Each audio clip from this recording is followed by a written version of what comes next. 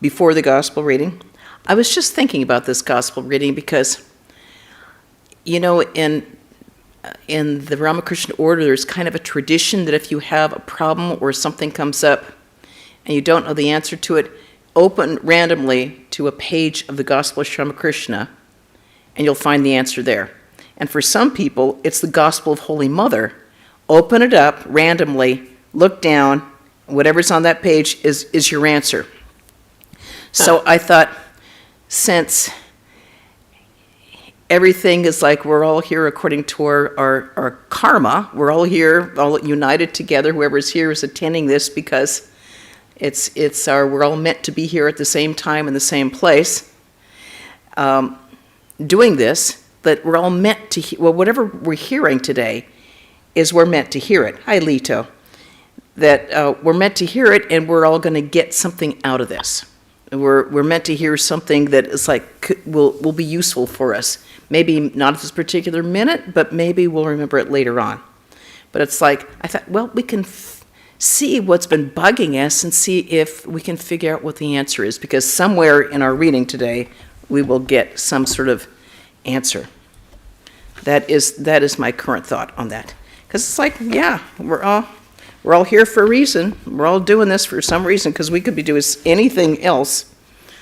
You could be watching the news. You wouldn't want to. You could be at the beach getting sandblasted. You could be working on your cuticles. But we're all meant to do this, so let's enjoy this moment.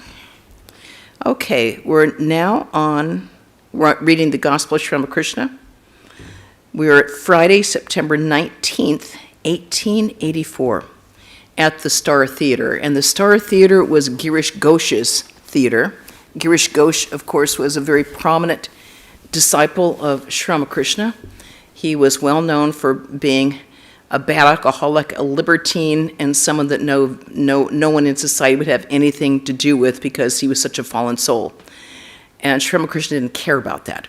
He only cared about a person's sincerity. So even when this libertine person was cussing him out, coming in drunk, berating him everywhere, Sri Ramakrishna was just very, very patient. Just calm down, calm down, calm down. And just like, and he was saying, people would say, how can you associate with a drunk like that? And Sri Ramakrishna would say, before you take a drink, offer it to the Divine Mother. Don't it's wrong for you to drink. It's wrong for you to decide. No, just offer it to the Divine Mother first. And that love and acceptance completely changed his life. So we're now at the Star Theater, which was Girish's particular theater. Friday, September 19th, 1884. It was Mahalaya, a sacred day of the Hindus, and a day of the new moon. It was 2:00 in the afternoon. Sri Ramakrishna was sitting in his room with Mahendra Mukherjee, Priya Mukherjee, and Baburam Harish, Kishori, and Latu. Some were sitting on the floor, some standing, and others moving about. Hazra was sitting on the porch.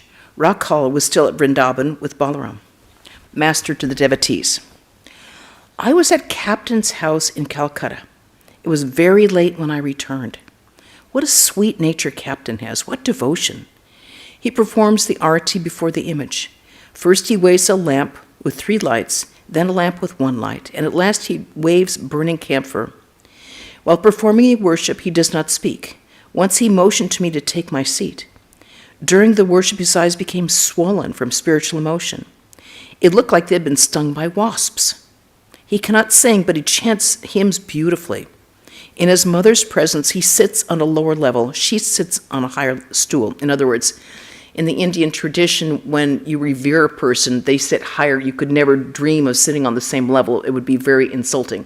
You want to show them, and of course, one's parents are always given reverence, especially the mother, because she gave birth to you, and she suffered all sorts of things dealing with you.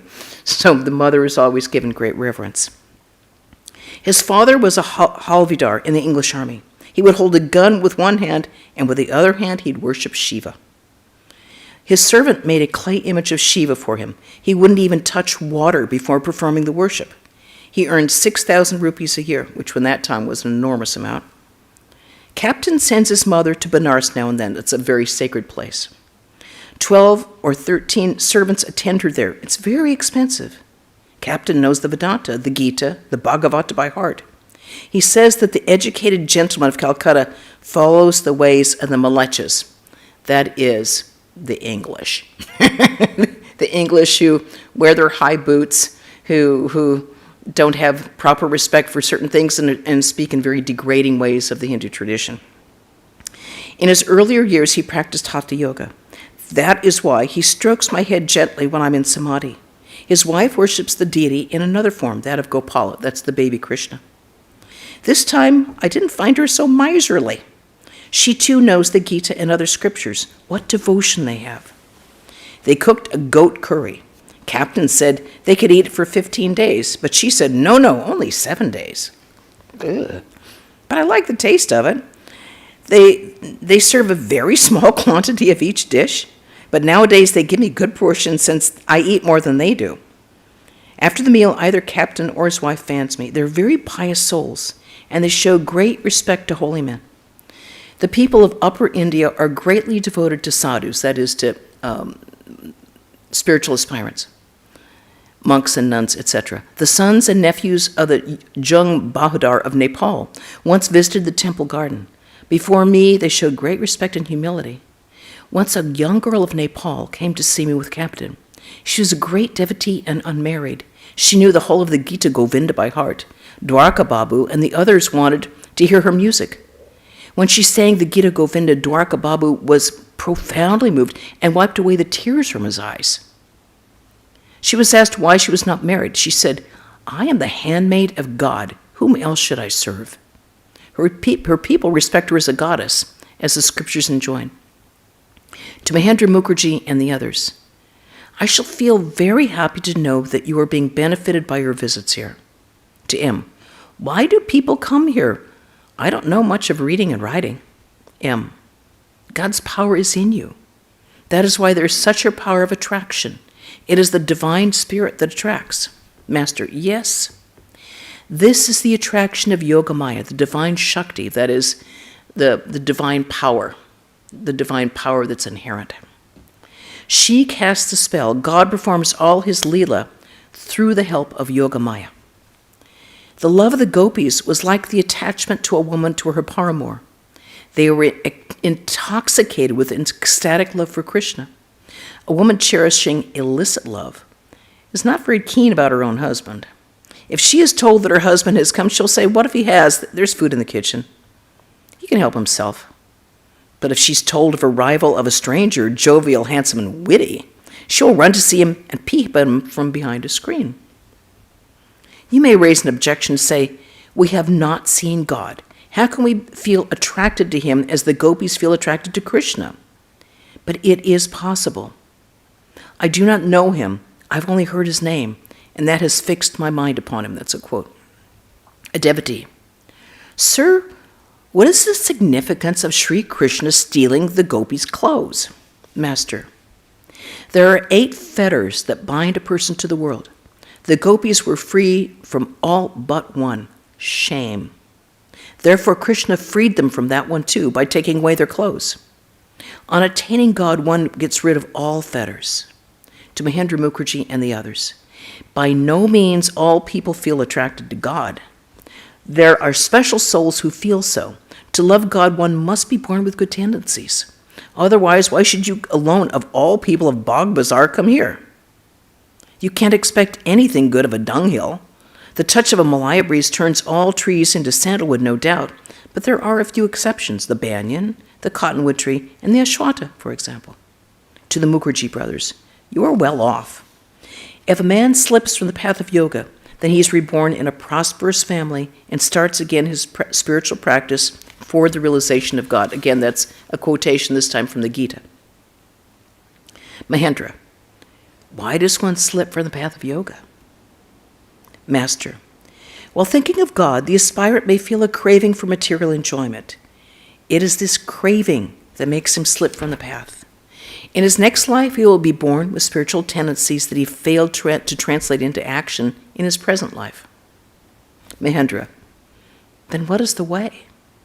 Master, no salvation is possible for people as long as they have desire, as long as they hanker for worldly things. Therefore, fulfill all your desires regarding food, clothes, and sex. Smiling. What do you say about the last one? Legitimate or illegitimate? M and Mahendra laugh. It is not good to cherish desires and hankerings. For this reason, I used to fulfill whatever desires came to my mind. Once I saw some colored sweetmeats, that basically candy, at Bura Bazaar and wanted to eat them. They brought me the sweets and I ate a great many of them. The result was that I fell ill.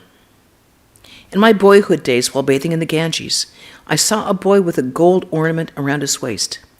During my state of divine intoxication, I felt a desire to have a similar ornament myself. I was given one, but I couldn't keep it on very long. When I put it on, I felt within my body the painful uprush of a current of air. It was because I touched gold to my skin. I wore the ornament for a few moments and then had to put it aside. Otherwise, I should have had to tear it off.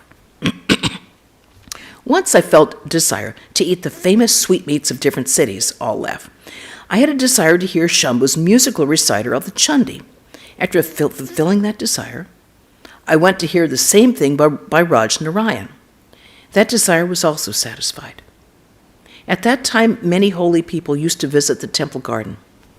A desire arose in my mind that there should be a separate storeroom to supply them with their provisions. Mathur Babu arranged for one. The sadhus were given food, fuel, and the like from that storeroom. Once the idea came to me to put on a very expensive robe embroidered with gold and to smoke a silver hubble bubble. That's those kind of like long hookahs. You put tobacco into it with all this water bubbling around. I put on the robe. I smoked the hubble bubble in various fashions. Sometimes I smoked it reclining this way, and sometimes that way, sometimes with the head up, and sometimes with my head down. Then I said to myself, "Oh mind, this is what they call smoking a silver hubble bubble." Immediately I renounced it. I kept the robe on my body a few minutes longer, and then I took it off. I began to trample it underfoot and spit on it, saying, "So, this is an expensive robe." But it only increases one's rajas, that is, one's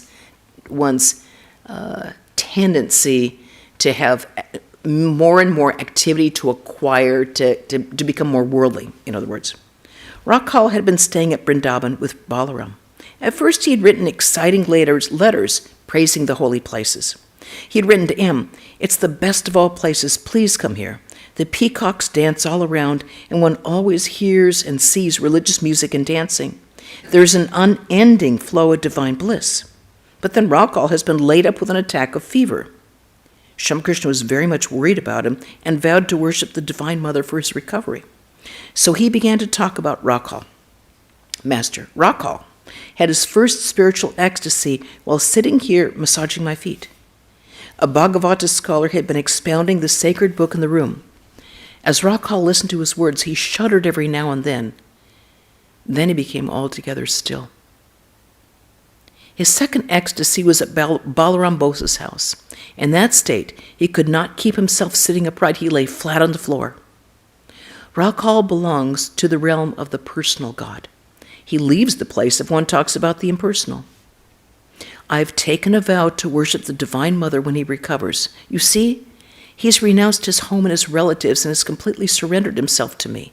It was I who sent him to his wife now and then. He still has a little desire for enjoyment. Pointing to M. Rakhal has written him letters from Vrindavan. That is a grand place. The peacocks are dancing all around.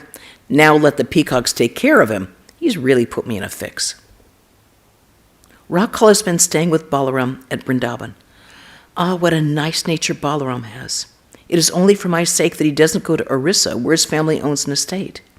His brother stopped his monthly allowance and wrote to him, "Come and stay with us here. Why should you waste so much money in Calcutta?"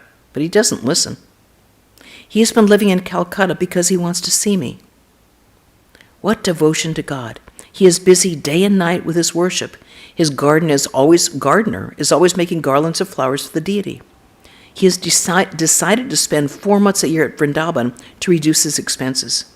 He gets a monthly allowance of about 200 rupees. Why am I so fond of the youngsters? They're still untouched by lust and greed. I find that they belong to the class the Nityasiddhas, the ever-perfect. When Narendra first came here, he was dressed in dirty clothes, but his eyes and face betokened some inner stuff.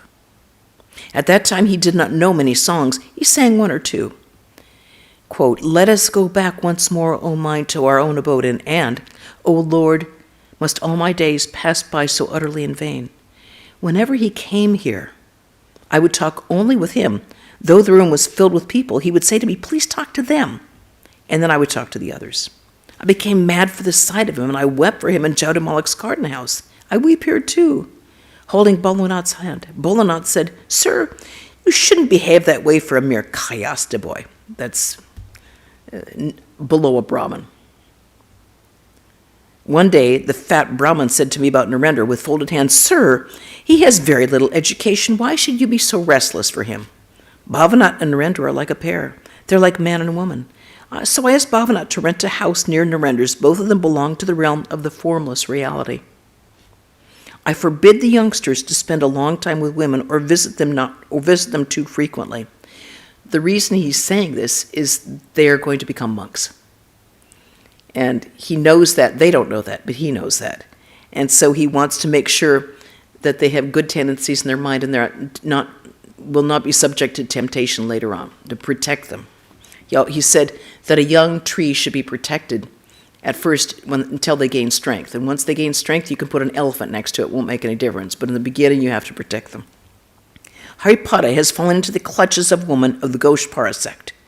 She shows maternal feeling for him, but Haripada is a child and doesn't understand its real meaning. The women of that sect act that way when they see young boys. I understand that Haripada lies in her lap and she feeds him with her own hands. I shall tell him that, hold on, find out what he says. I shall tell him that this is not good. This very maternal feeling leads to a downfall. The women of that sect practice spiritual discipline in the company of men. They regard men as Krishna.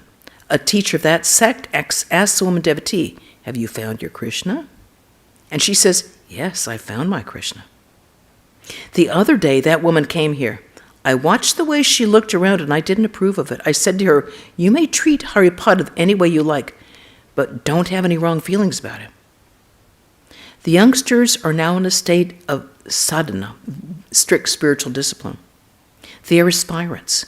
For them, the only thing now is renunciation, a sannyasi, that is, one who's taken final monastic vows. A sannyasi must not even look at the portrait of a woman. I say to them, don't sit beside a woman and talk to her, even if she is a devotee. You may say a word or two with her, standing. Even a perfect soul must follow this precept for his own protection and also to set an example for others. When women come to me, I say to them, after a few minutes, go and visit the temples. If they don't get up, I myself leave the room. Otherwise, they will learn from my example. People are always looking like, where's that flaw? Where's that flaw? How can we knock someone down? So unless a person who's a spiritual teacher keeps an absolute, unassailable character, people are going to say, see what they do? See what they do? So he was very careful about that. Can you tell me why all these youngsters and you people too visit me? There must be something in me. Or why should you all feel such a pull, such an attraction? Once when I visited Hridoy's house at Shihor, from there I was taken to Shambhasar. I had a vision of Gauranga, that's Sri Chaitanya, before I entered the village, and I realized that I should meet Gauranga's devotees there.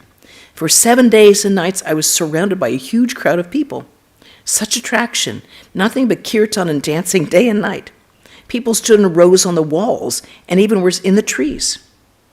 I stayed at Natavar Goswami's house. It was crowded day and night. In the morning, I would run away to the house of a weaver for a little rest. There, too, I found people would gather after a few minutes. They carried drums and cymbals with them, and the drum constantly played takuti, takuti. That's what those kind of drums, takuti, takuti. We would have our meal at 3 p.m, which is really late for an Indian meal because it's so hot. We would usually eat about 10:30, 11, because it's really hot later. The rumor spread everywhere that a man had arrived who had died, that is, gone into samadhi. A man arrived who had died. And come for 7 times and came back to life again. Hridai would drag me away from the crowd to a paddy field for fear that I might have an attack of heat apoplexy, because by 3 p.m, it is hot.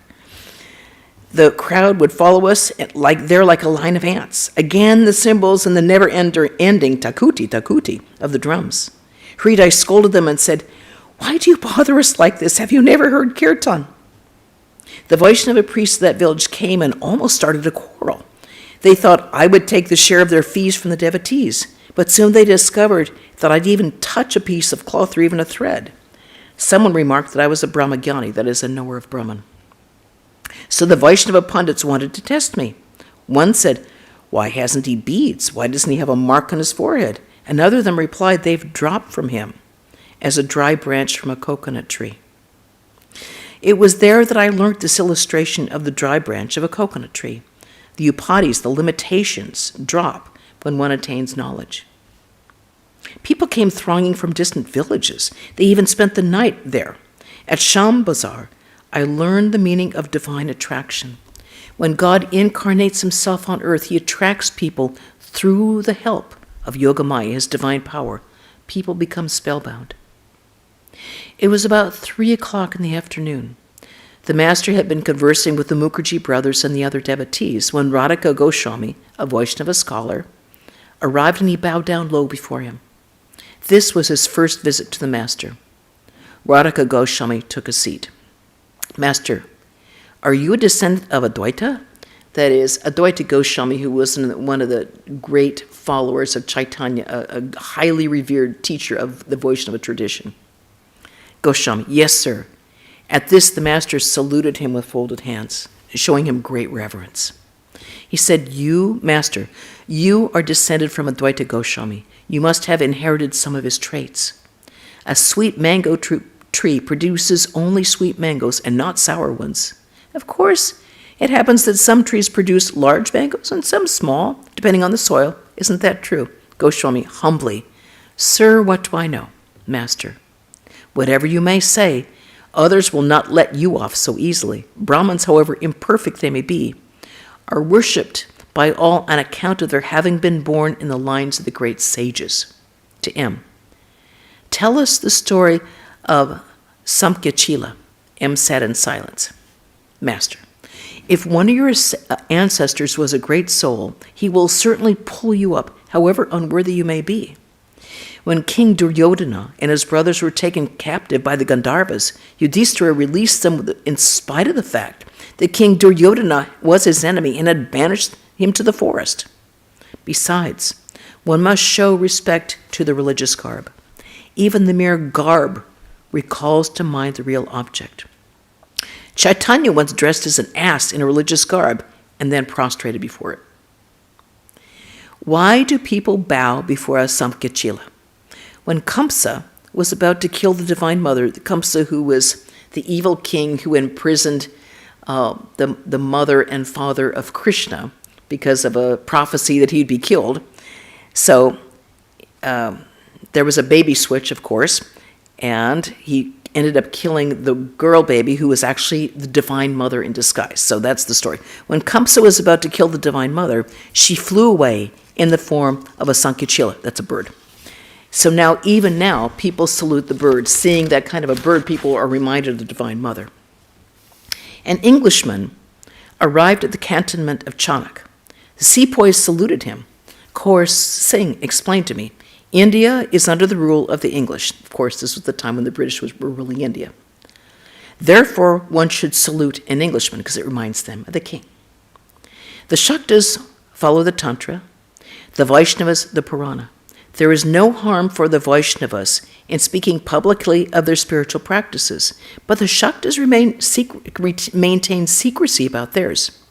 For this reason, it's difficult to us to understand a Shakta. That's a worshiper of the Divine Mother of the universe. To Goswami, you are all good people. How much japa, that's repetition of the Lord's name, how much japa you practice? How much you chant the name of Hari? Goswami humbly, oh no, we do very little. I'm a great sinner. Master smiling, you have humility, that is good. But there's also another way. I chant the name of Hari. How can I be a sinner? He who constantly repeats, I'm a sinner, I'm a wretch, verily becomes a sinner. What lack of faith! A person who chants the name of God so much, and still they talk of sin. Nah. Radhika Goswami listened to these words in amazement. Master, at Vrindavan, I myself put on the garb of a Vaishnava and wore it for 15 days to the devotees. I have practiced the disciplines of all the paths, each for a few days. Otherwise, should have found no peace of mind. Smiling. I have practiced all the disciplines. I accept all paths. I respect the Shaktas, the Vaishnavas, and the Vedantas. Therefore, people of all sects come here. And every one of them thinks that I belong to his school. I also respect the modern Brahmaganis, that's the people from the Brahmo Samaj. A man had a tub of dye. Such was its wonderful property that people could dye their clothes any color they wanted by merely dipping them into it. A clever man said to the owner of the tub, dye my cloth the color of your dye stuff, and I'll laugh. Why should I be one-sided? The idea that people of a particular sect will not come to me doesn't frighten me. I don't care a bit whether people come to me or not. The thought of keeping anyone under my control never crosses my mind. Utter Sen asked me to ask the Divine Mother for a big position for him, but he didn't get it. If that makes him think differently about me, what do I care? Once at Keshav's house, I found myself in a new mood. The Brahmos always speak of the impersonal. Therefore, I said to the Divine Mother in an ecstatic mood, Mother, please don't come here. They don't believe in your form. Radhika Goswami listened to these words against sectarianism and remained silent. Master smiling. Vijay, he was a leader of the Brahmo Samaj, is in a wonderful state of mind nowadays. He falls to the ground while chanting the name of Hari. He devotes himself to kirtan, meditation, and other spiritual practices till 4 a.m. He now puts on an ochre robe and prostrates himself before the images of God, which in the Brahmo Samaj is kind of forbidden. It's like, no, you never respect an image. Those are all false. You just worship an impersonal reality. Once he accompanied me to Gadadhar's schoolhouse. I pointed to the place where Gadadhar used to meditate. At once, Vijay prostrated himself there, and he fell prostrate before the picture of Chaitanya Deva. Goswami. What about the image of Radha Krishna? Master, he prostrated himself there too. Vijay follows all the conventions of religious life. Goswami. He can now be accepted in Vaishnava society. Master, people's opinions don't count for much with him. Goswami. Well, I don't mean that. By accepting him, Vaishnava society will honor itself. Master. He respects me very much, but it is difficult to reach him. One day he's called to Dhaka, the next day to some other place. He's always busy. His presence would create a great trouble in the Sadharan Brahmo Samaj. Goswami. Why so, sir? Master. The Brahmos tell him, you mix with people who worship God with form. You are an idolater. Vijay is liberal and straightforward. Unless a person is guileless, they don't receive the grace of God. Sri Ramakrishna talked to the Mukherjee brothers. Mahendra, the elder, had his own business. Prinath, the younger, had been an engineer. After making some provision for himself, he'd given up his job. Mahendra was 35 or 36 years old. The brothers had homes in the country and in Calcutta. Master, smiling. Don't sit idle simply because your spiritual consciousness has been awakened a little. Go forward. Beyond the forest of sandalwood, there are many other valuable things, silver mines, gold mines, and so on. Priya, smiling. Sir, our legs are in chains. We cannot go forward. Master, what if the legs are chained? The important thing is the mind. Bondage is in the mind. Freedom is also in the mind. Listen to a story. There were two friends. One went into the house of prostitution, and the other to hear a recital of the Bhagavata. That's a sacred scripture. What a shame, thought the first. My friend is hearing spiritual discourse, but look, see what I've slipped down to. The second friend said to himself, shame on me. My friend is having a good time, but how stupid I am. After death, the soul of the first was taken to Vaikuntha, that's heaven, by the messenger of Vishnu, while the second was taken to the netherworld of Yama, that's death. Priya, but the mind is not under my control. Master, how is that? There is such a thing as abhyasa yoga, yoga through practice. Keep up the practice. and you will find that your mind will fall in whatever direction you lead it. The mind is like a white cloth just returned from the laundry. It will be red if you dip it in red dye and blue if you dip it in blue dye. It will have whatever color you dip it in. To Goswami, have you anything to ask? Goswami, no, sir. I'm satisfied that I've seen you and I've been listening to your words. And that's actually a really good place to stop. So are there any questions or debates or conversations on anything? Anything out there, in here, anywhere? Okay. It's good when you define the terms for us novices. There's a couple of terms that you mentioned early on that I was not aware of, so thank you. Yeah, it's kind of helpful because unless you're quite familiar with it, you don't know what some of these things are. And that's like, then the brain stops, like, what was that? Okay, well, tomorrow we are going to be having a talk from Swami Jnana Yogananda, who's just back from India, on an important topic, embrace change. Really a hard one to get around. It's like, but it's so great now. So embrace change, 11 o'clock tomorrow. On Wednesday, there will be a reading of Swami Akhandananda. And next Friday, we will have, Saturday, there will be a reading from the Gospel of Sri Ramakrishna, right here, same time.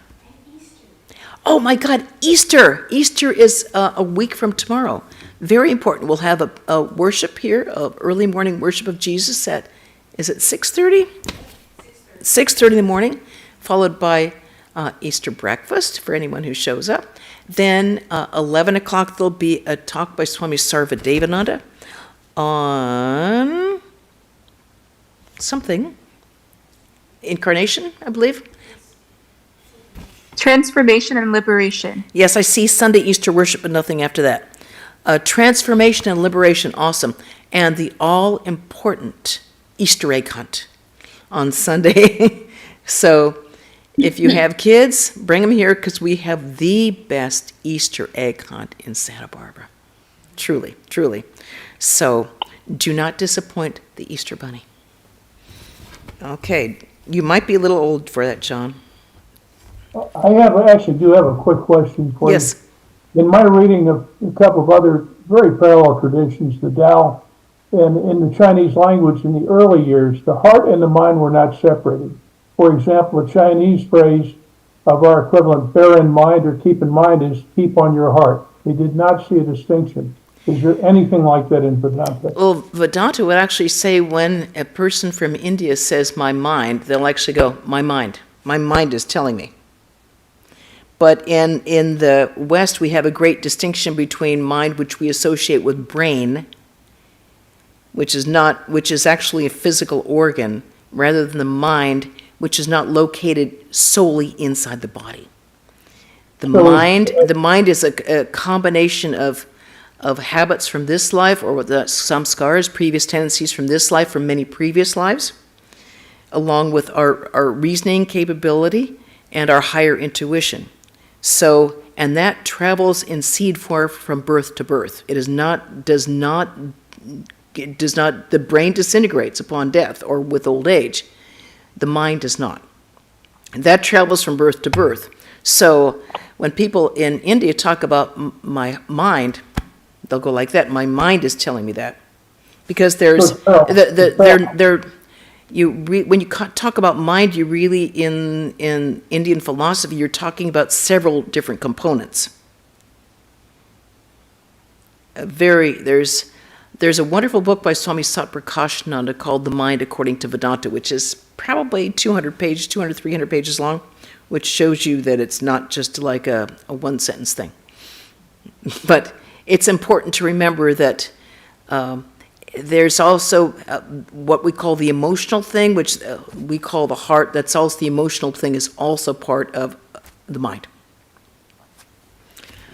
Okay, so on that note, we can end with a chant. Om Shanti Shanti Shanti Hari Om Tat Sat Sri Ramakrishna Arpanamastu.